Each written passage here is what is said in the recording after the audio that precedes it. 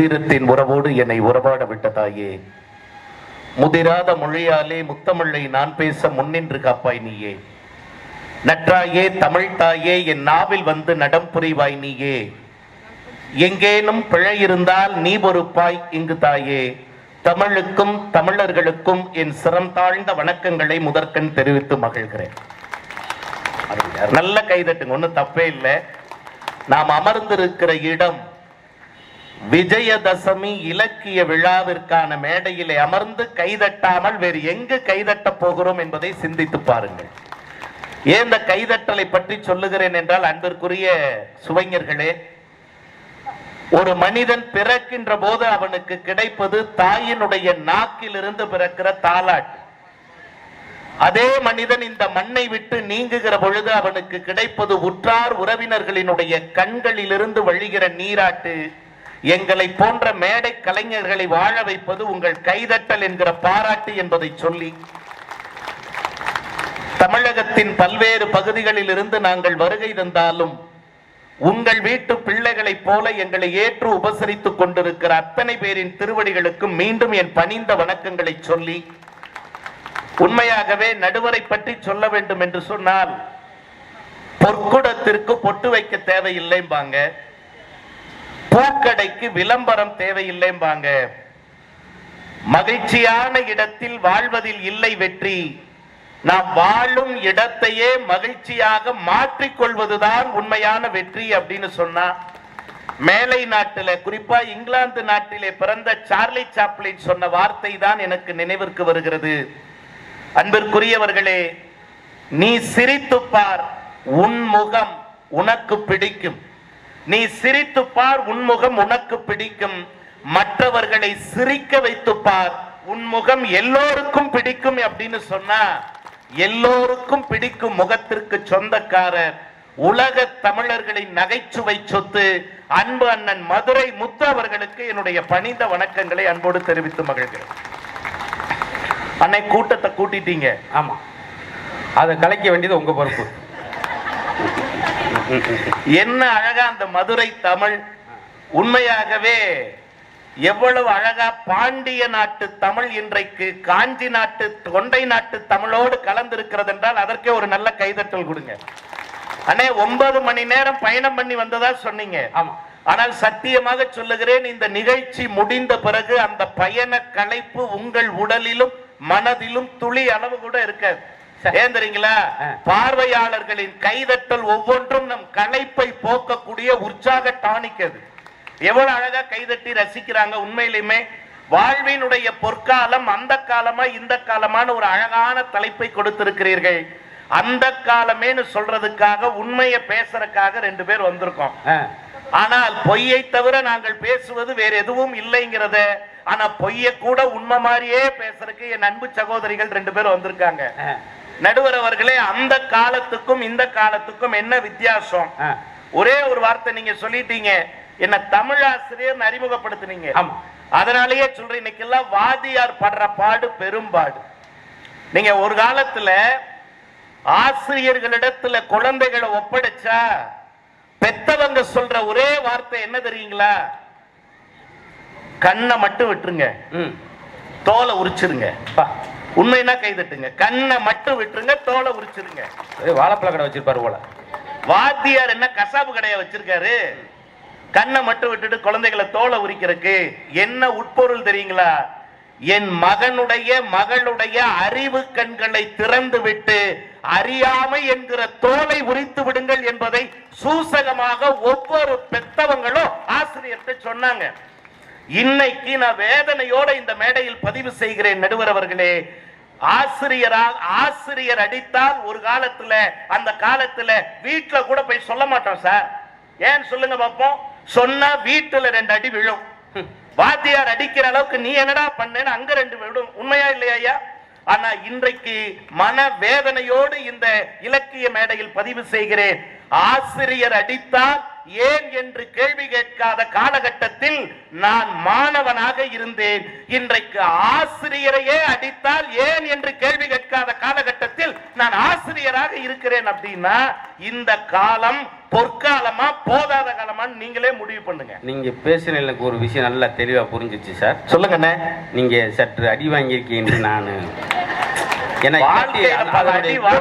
உருக்கமா பேச வாய்ப்பு இல்ல கேக்குறேங்க. வகுப்புல பாடம் நடத்திக்கிட்டே இருக்கேன். போன வாரம் உதவியாளர் வந்தாரு. ஐயா, தலைமை ஆசிரியர் இந்த பயலை உங்க வகுப்புல தான் சேர்க்க சொல்லியிருக்காரு அப்படின்னு பக்கத்துல அவங்க அப்பாவும் நின்னாருன்னு.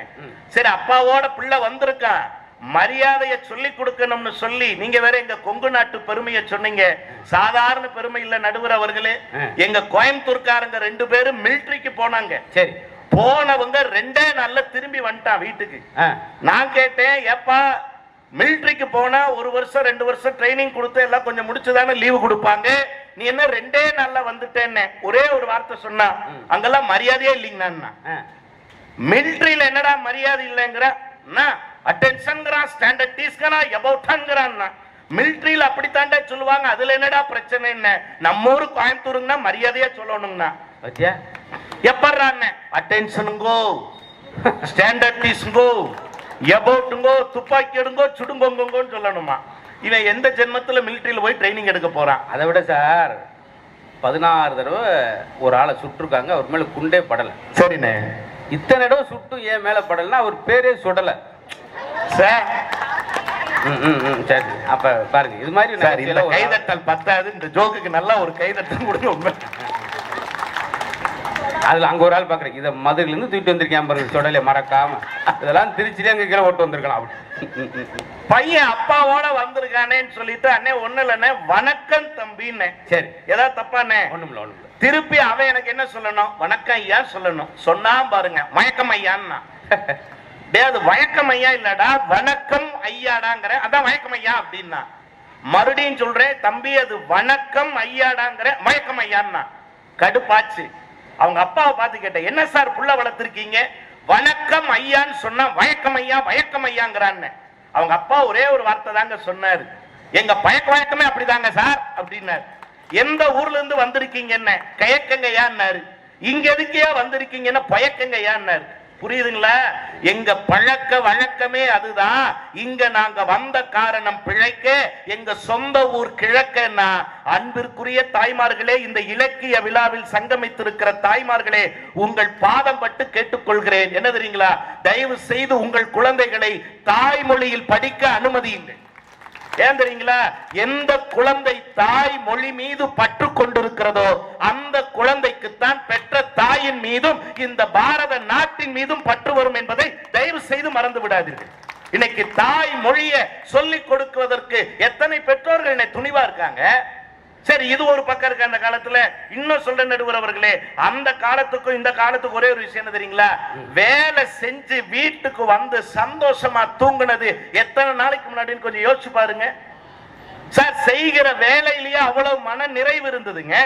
நான் நிறைய சொல்லலாங்க. இன்னைக்கு அந்த கால இந்த காலத்துல இருந்து என்ன சொல்லுவாங்க தெரியுங்களா? இன்றைக்கு நிறைய கருவிகள் வந்துருச்சு, செல்போன் வந்துருச்சு. வீட்டில் இருந்தபடியே இபி பில் கட்டுவோம், டைம் மிச்சமாகும். வீட்டில் இருந்தபடியே ஆன்லைன்ல ட்ரெயின் டிக்கெட் புக் பண்ணுவோம், டைம் மிச்சமாகுது. 1000 காரணங்கள் அவங்க சொல்லலாம். என்ன சொல்ல வராங்க? இன்றைய காலத்தில் கருவிகளால் நேரம் மிச்சப்படுதுன்னு அவங்க சொல்லுவாங்க. இது உண்மை என்றால் மட்டும் கைதட்டுங்கள். கருவிகளால் மிச்சப்படும் நேரத்தை கருவிகளிலேயே செலவழிக்கிறார்கள் என்பதுதான் கொடுமையான உண்மை. உண்மையான உண்மை தானே? எந்த கருவியை வச்சு நீங்க 2 மணி நேரம் போய் ட்ரெயின் டிக்கெட் எடுக்கிறதுக்கு போய் லைன்ல நிக்கணும், இபி பில் கட்டுறதுக்கு லைன்ல நிக்கணும், எங்காவது ஃபீஸ் கட்டுறதுக்கு லைன்ல நிக்கணும். வீட்ல இருந்தே அனுப்புறேன் சார், பேடிஎம் பண்ணு, சரிதான், நான் இல்லைன்னு சொல்லல. ஆனா 10 நிமிஷத்துல அந்த வேலையை முடிச்சிட்டு 3 மணி நேரம், உண்மையா சொல்ற நடுவர் அவர்களே, கை வலிக்க கால் வலிக்க விளையாண்ட தலைமுறைகள் அந்த காலம். இன்றைக்கு கண் வலிக்க வலிக்க மொபைல் போனில் விளையாண்டு கொண்டிருக்கிறீர்களே, இந்த காலம் தான் வேண்டாத காலம்னு நாங்க சொல்றோம். அதில் ஒரே ஒரு வசதி என்னன்னா, முன்னெல்லாம் நள்ளிரவில் திருட்டுன்னு பேப்பரில் பார்த்துருப்பீங்க. இப்போ அது நடக்க வாய்ப்பு இல்லை. எந்த வீட்டுக்குள்ளேயும் எந்த திருடையும் போக முடியாது. எந்த ரூம்லையும் எவனும் ஃபோன் ஆஃப் பண்ணிட்டு படுக்கலை. வெளியே பார்க்குறான், எல்லா ரூம்லையும் லைட் எரியுது. எப்படி அது வேலையை பார்க்க முடியும்? தீபாவளி ஓடி ஏதாவது செல்ஃபோன் ஆஃப் பண்ணி படுங்க, என் வேலையை பார்க்க. திடீர்னு ஒரு ரூம்ல இருட்டாயிருச்சு, சட சடன் பைப் லைனை பிடிச்சி ஏறி இருக்கான். அவன் சார்ஜ் போட்டுட்டான் போல, மறுபடியும் ஆன் பண்ணிட்டு இறங்கி ஓடிட்டாரு. இது ஒண்ணுதான் சார் வசதி. நடுவர் அவர்களே, மரியாதையை கொடுத்தது கூட அந்த காலம் தாங்க. இந்த காலத்துல மரியாதை இருக்கா? இன்னைக்கு எப்படி மரியாதை வருதுங்களா? இதுவும் சத்தியமான உண்மைதான். என்ன தெரியுங்களா? அந்த காலத்துல எப்படி மரியாதை வந்தது?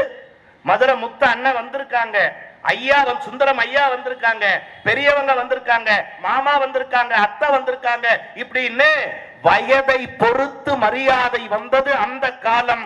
இன்றைக்கு வசதியை பொறுத்து தான் மரியாதை வருகிறது. அப்படின்னா வயதிற்கு கிடைத்த மரியாதை இன்றைக்கு வசதிக்குத்தான் கிடைக்கிறது என்று சொன்னால் இந்த காலத்தை எப்படி நீங்க ஏத்துக்க முடியும்னு நான் கேட்கிறேன். ஒரே பதில் தான் சார்.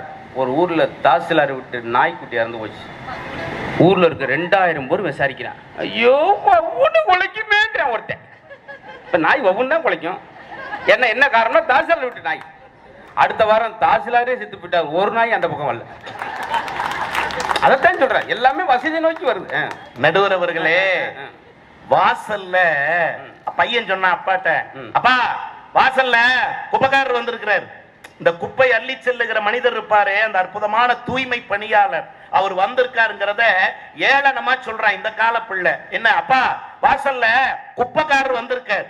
அப்பா கொஞ்சம் திருத்தி சொன்னார் அந்த கால மனிதர், மகனே நாம் தான் குப்பைக்காரர்கள், அவர்தான் சுத்தக்காரர், அவர் நமக்காக நம் வீடு தேடி வந்திருக்கிறார்னு சொன்னார். நீங்கள் யோசித்து பாருங்கள், எல்லா உறவுகளையும் எல்லா மனிதர்களையும் எடுத்தெறிந்து பேசுகிற ஒரு மோசமான கலாச்சாரங்க. இன்னைக்கு சொல்ற நடுவர் அவர்களே, நீங்களா இருக்கட்டும் நானா இருக்கட்டும், எங்க அப்பாவுக்கு தான் எல்லாம் தெரியும்னு சொல்லுவோமா இல்லையா?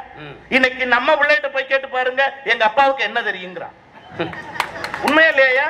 எங்க அப்பாவுக்கு தான் எல்லாம் தெரியும் என்று சொன்னது அந்த காலம். எங்க அப்பாவுக்கு என்னங்க தெரியும்னு கேட்கிற கலாச்சாரம் இந்த காலத்தில் வந்து விட்டதா என்று சொன்னால், மூத்தோர் சொல்லும் முதுநெல்லி கனியும் முன்னே கசக்கும் பின்னே இனிக்கும்னு சொல்லுவாங்க. மூத்தோர் வாய்ச்சொல் அமிழ்தம் என்று அவ்வை பெருமாட்டி சொன்னாள். நான் கேட்கிறேன், மூத்தோர்களை இன்றைக்கு மதிக்கிறதா இந்த சமூகம் என்பதுதான் என்னுடைய கேள்வி நடுவர் அவர்களே. இந்த காலத்துல மதிக்கிறீங்களா மூத்தோரை? பெரியவங்கன்னு எத்தனை பேர் சார் சொல்றேன்? பெருசு, அதோட அவன் தரிசு சார். ஒரு காலத்துல மாதா பிதா குரு தெய்வம், இன்னைக்கு மாத்தி விட்டான், மாதா பிதா கூகுள் தெய்வம் சார். அந்த குருவை ஒரு காலத்துல என்ன சொன்னாங்க? ஆசிரியன். வடமொழியா இருந்தா என்ன சொல்லுவாங்க? ஆச்சாரியன். குரு, வாத்தியார். இன்னைக்கு அதுவும் போச்சு, வாத்தி. எப்படி சுருக்கி கால மாற்றத்துல கொண்டு வந்திருக்கீங்க நீங்க நடுவர் அவர்களே. நான் இப்படி சொல்றேங்க, அந்த காலத்துல ஒரு ஆள் சம்பாதிச்சாங்க, 10 பேர் வீட்டுல நிம்மதியா சாப்பிட்டோம்.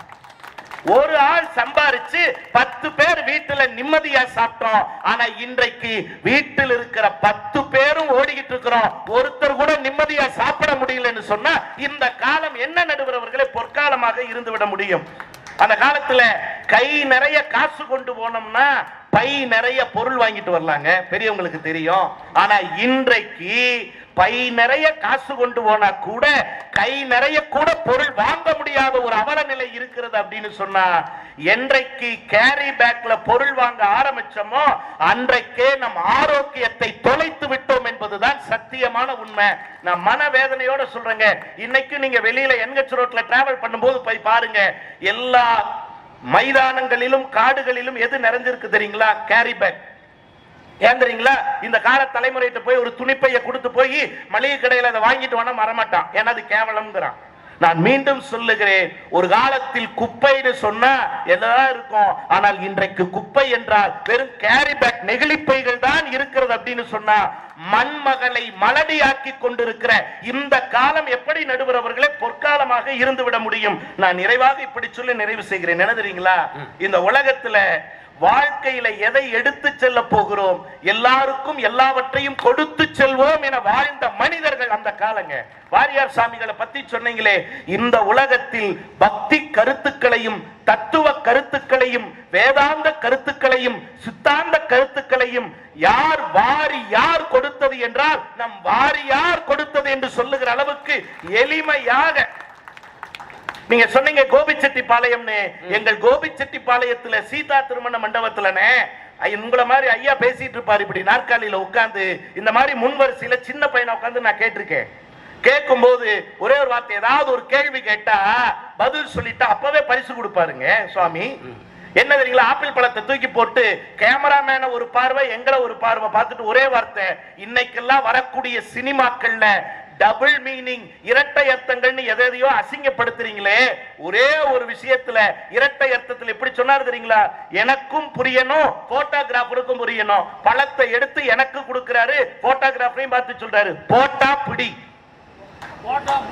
போட்டா பிடி, இந்த பழத்தை தூக்கி நான் போறேன்டா தம்பி, நீ பிடிச்சுக்கோ. அந்த தம்பி அந்த பழத்தை பிடிக்கும் போது நீ போட்டா பிடிச்சுக்கோன்னு சொல்லி ஒரே வார்த்தையில் அலங்கரிக்கக்கூடிய தமிழை அவையில் சேர்த்த பெரியவர்கள் அந்த காலத்தில் இருந்தார்களா இல்லையா? இன்றைக்கு அந்த நயமெல்லாம் குறைந்திருக்கிறது என்பதுதான் நடுவர் அவர்களே வேதனை என்று சொல்லி, கூடி வாழ்ந்த வாழ்க்கை இன்றைக்கு இல்லை. தேடி தேடி படிக்கிற வாழ்க்கை, எல்லா மொபைல் இருக்கு, எல்லா மொபைல் இருக்கு. அதுதாங்க எங்க பயமா இருக்கு.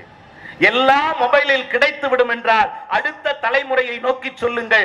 எந்த கம்ப்யூட்டரில் இருந்தும் எந்த நெட்டில் இருந்தும் நெல்மணியை டவுன்லோட் செய்ய முடியாது என்கிற உண்மையை இந்த தலைமுறை உணர்கிற வரை அந்த கால வாழ்க்கை தான் என்றைக்குமே பொற்காலம் என்று சொல்லி, நல்ல வாய்ப்பிற்கு வித்திட்ட அத்தனை பெருமக்கள் திருவடிகளுக்கும் நன்றி மலர்களை காணிக்கையாக்கி இடம் சார்கிறேன். நன்றி வணக்கம். ஒரு எந்த அளவுக்கு பேசினாரோ அதே அளவுக்கு நீங்கள் உள்வாங்கி ரசித்தது தான் இன்னும் கூடுதல் அழகு. உங்களுக்கும் இந்த இடத்தில் நன்றி. சொன்னார் பார்த்தீங்களா, எல்லாத்தையும் நீங்கள் டவுன்லோட் பண்ணுவீங்க, நெல்மணிகளை டவுன்லோட் பண்ண முடியுமா? நம்மாழ்வார் அவர்கள் தொலைந்து போன 2000 வகையான நெல்மணிகளை மறுபடியும் அடையாளப்படுத்தினார். அவர் தான் சொல்கிறார், உலக அதிசயம் என்ன தெரியுமா, இந்த பூமியில் ஒரு காகிதத்தை போட்டிங்கன்னா குப்பையாக மாறிடுது, அதே போல் ஒரு துணியை போட்டிங்கன்னா குப்பையாக மாறிடுது. எதை போட்டாலும் குப்பையாக மாறக்கூடிய அந்த பூமியில் விதையை போட்டால் மட்டும் எப்படி மரமாக வருகிறது, அதுதான் உலக அதிசயம் அப்படின்னா. 2 நீர் தான் புனிதமானது. கண்ணில் வரக்கூடிய கண்ணீரும் வாயில் இருந்தவர்களுடைய உமிழ் இருந்தால் உண்மையானது. என்ன காரணம்னா, வாயில் இருந்த உமிழ் இருக்கு, எந்த புண்ணையும் காயத்தையும் ஆற வைக்கக்கூடிய சக்தி இருக்கு. அதான் எல்லா நாய்க்குட்டியும் பாருங்க தான் புண்ணை தானே நக்கிக்கிட்டு. அப்படி சிறப்பு. இப்படியெல்லாம் நல்ல விஷயங்களை சொன்னாங்களே. யாரு சார் கேட்குறா? முதல்ல மரியாதை இருக்கான்னு கேட்டார். அன்னைக்கெல்லாம் பெண்கள் அந்த மீனாட்சி திருக்கல்யாணத்துக்கு தாலி மாற்றுவாங்க ஒரு 2 நிமிஷம். அந்த நேரம் மனசு உறுத்தும், ஐயோ தாலிக்கிற கலட்டி மாத்திரமே. தாலியை மாற்றும் போது மனசு உறுத்தும். அன்னைக்கு ஒரு படுத்திருக்கும் போது உறுத்துன்னு சொல்லி தாலியை கழிச்சு ஆணியில் போட்டு அது பாட்டுக்கு படுத்துருக்கு. இது வேற கழுத்திலே ஓட்டு அரிக்குது. இப்படி பார்த்துருக்கீங்களா? எங்கேயாவது மாறிக்கிடுச்சு. எங்க தாத்தா சொன்னாட்டே, முத்து ஊர் ஊரா அலையிறடா, உடம்பு சூடாயிருமடா, ஒரு சொட்டு விளக்கெண்ணெய் உச்சந்தல்ல வச்சு குளி, நல்ல குளிர்ச்சி அப்படின்டா. அந்த காலம் அதான் அந்த காலம்ன்றது. யாராவது இந்த மருத்துவத்தை சொல்ல முடியுமா? விளக்கெண்ணெய் வச்சு குளிப்பா நல்லது அப்படின்னாரு. எங்க வீட்டுல விளக்கெண்ணெய் இல்லைன்னு சொல்லி எழுத்து வீட்டுல போய் கேட்டேன், ஏக்கா விளக்கெண்ணெய் இருக்கா அப்படின்னு. அது ஆபீஸ் போயிருப்பா, 5 மணிக்கு தான் வரும் அப்படின்னு. ஏக்கா நான் உண்மையான விளக்கெண்ணெய், அது இந்த பேப்பர் படிச்சுக்கிட்டு இருக்குப்பா. அவங்க மாமனார், நான் கூட்டு குடும்பம், விளக்கெண்ணெய் குடும்பம். என்னடா வரம்புற வலிக்கு விழுகிறான் பாப்போம். இது ஒரு வகையான நகைச்சுவை காட்சி. இருந்தாலும் அவ்வளவு விஷயத்த சில நேரம் வேதனையோடு சொன்னார். ஏன்னா இன்னைக்கு பெண்கள் சுடுதண்ணியை கூட கூகுளில் ஆர்டர் பண்ணி தான் குடிக்கிறாங்க. வெயிலில் வச்சு அதான் சுடப்போகுது. அப்போ எப்படி மாறிடுச்சு? இது வேடிக்கை இல்லை, நடக்குது. சுடுதண்ணி வைக்க தெரியல சில பெண்கள். அதைத்தான் ஒரு சாப்பாடு எப்படி சார் இருக்கணும், அந்த சாப்பாடை சாப்பிட்டேன்னா ஆண்களுக்கு அந்த சாப்பாடு அப்படி நெஞ்சிலே நிற்கணும். அதான் சாப்பாடு. அன்னைக்கு ஒரு சாப்பிட்டேன் நெஞ்சே நின்றுச்சே, டக்குன்னு அப்புறம் இறங்கி நான் தள்ளியா விட முடியும். அதைத்தான் வேதனைப்படுறாங்க. சமைக்க தெரியாது சார். இன்னைக்குள்ள எது எடுத்தாலும் யூடியூப்ல போய் வச்சுருது. கிச்சன்ல சாம்பார் வைப்பது எப்படி, செல்போன் வைக்கிறது, ஒரு அம்மா பேசிக்கிட்டே இருக்கு. முதலில் முருங்காயை போடவும், பருப்பை போடவும், எண்ணெய் ஊற்றவும், கிண்டவும், கிண்டிக்கிட்டே இருக்கு. போன சுவிட்ச் ஆஃப் ஆயிடுச்சு, சட்டி கறி பிடிச்சி குப்பு உப்பு நெறி எங்க புகையா வருதுங்க. அமர்த்திரி போன போது அமர்த்திரி அப்படி எல்லாமே மெஷினா போயிடுச்சு. மாதா பிதா குரு தெய்வம், இன்னைக்கு கூகுள் தெய்வம் பார்த்தீங்களா? அன்னைக்கு ஒரு ஆள்கிட்ட அட்ரஸ் கேட்ட தெளிவாக சொல்லுவார், ஈஸியாக போயிடும். ஒருத்தர் வயக்காட்டுக்குள்ள போய் வண்டி நிறுத்திருக்கேன் சார், கூகுள் மேப் போட்டு போனவன் எங்கிட்டே லொக்கேஷன் மாற்றி கூட்டு போய் keep left 20 meters immediately right 500 meters right left right left போய் 11 மணிக்கு சுவிட்ச் ஆஃப் ஆயிடுச்சு. சுடுகாட்டில் உட்காந்துருக்கேன். 13 போனோம் பின்னாடி. என்ன முருகேசா இன்னாரம் நம்ம ஏரியாவில் அப்படி பார்த்தீங்களா? இதெல்லாம் நடைமுறைக்கு ஒத்து வருமா சார் அப்படின்னு சொல்லி வேதனைப்பட்டுட்டு முதல் பேச்சாளர் உட்காந்துருக்காங்க. இந்த 2 பேரும் பேசுகிற மாதிரி ஐடியாவா இல்லை ஒரு 11 மணிக்கு ஒரு பஸ் இருக்கு பிடிச்சி கிளம்புறீங்களா அப்படின்ற அவங்களுக்குள்ளே பேசுகிறேன். இது தேராது ஆல்ரெடி நம்ம இந்த காலத்துக்கு. இது என்ன பூரா விளக்கு நின்றான், வலிக்கு விழுந்துருவான்றான், இதுக்கு இடையில நம்ம பேசி அப்படின்னு சொல்லி ஆமா கொஞ்சம் ஆச்சரியப்பட்டு உட்காந்துருக்காங்க.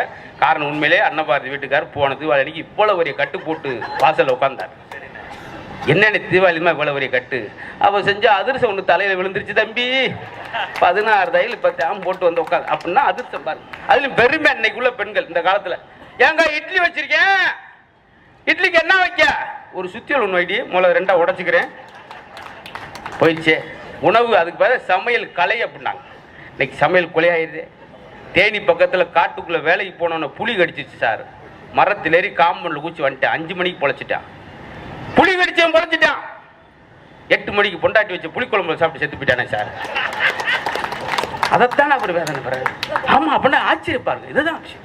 இதுக்கடையில் அன்னபாரதி வந்து உண்மையிலே நீங்கள் கைதட்டணும். வாங்க கோயில்பட்டி அன்னபாரதி அவர்கள் வாழ்வின் பொற்காலம் இந்த காலம்தான் என்று சொல்லி பேச. ஐயா என்ன கிளம்பிட்டீங்க ஐயா? இனிமேல் அருமையான நிகழ்ச்சி வச்சிருக்கேன். இல்லாட்டி உங்க வாட்ஸ்அப் நம்பருக்கு அனுப்பி விடுறேன். பார்த்து பேசுங்க. வேலூர்ல நிறைய ஃபேன்ஸ் இருக்காங்க எனக்கு. ஆமா ஆமா ஃபேன்ஸ் இருப்பாங்க, வாஷிங் மிஷின் எல்லாமே இருப்பாங்க. அது ஒரு பக்கம் இருக்கட்டும். உண்மையிலே அதான் நாங்கள் நகைச்சுவாக சொன்னா கூட அன்னபாரதியை விட அன்னபாரதி உங்க அப்பா எனக்கு ரொம்ப பிடிக்கும். Thank you sir. இன்னைக்கும் அந்த திருநெல்வேலியில் ஒரு 7-8 தெருவில் இன்னைக்கும் அடுப்பெரிதுன்னா அதுக்கு அவங்க அப்பா தர்மராஜ் அவர்கள் தான் காரணம். நன்றி நன்றி. ஏன்னா அவர் தான் சிலிண்டர் போடுறாரு. ஒரு நாள் வராட்டி ஏரியாவே பதறிவாங்க. தர்மராஜ் எங்க இருக்கப்பா, கத்திரிக்காய் குழம்பு கொதிக்குது, இந்த நேரம் பார்த்து போச்சு. குடும்பம் மொத்தமா சார் டிவி ஸ்பீட்ல கட்டிட்டு ஓடுவார் சிலிண்டர். வாங்க வாங்க பேச. அவ்வளவுதானே சார்? வேற பெரியப்பா யாரும் வராரா? வர அடுத்த ஆளுக்கு வச்சிருக்கேன் வாங்க.